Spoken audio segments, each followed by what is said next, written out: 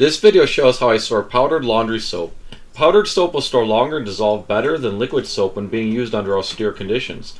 Powdered soap won't go bad from oxygen, so my preparation is just to protect it from moisture or being spilled. Keeping clean in a post-event scenario will be extremely important. Disease, infection, illness, and insect infestation can spread if your body, clothing, and living area is not kept clean. Part of wound care, recovery, and the treatment of sick or injured people will include keeping patients clean, having clean dressings and bedding, so having various types of soap and ability to wash is very important.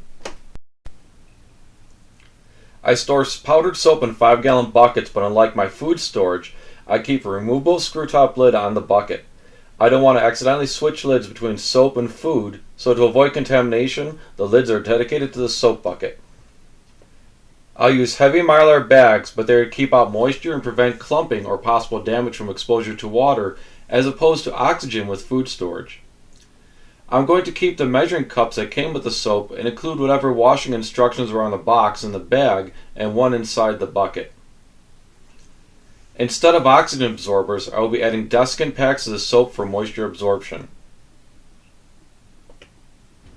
Just like I did in my other videos, I vacuum pack the contents and seal the top with an iron. Add your lid and secure it down with a rubber mallet. Each 5-gallon bucket will hold about 40 pounds of the soap I've purchased. Be sure to label your bucket in multiple places.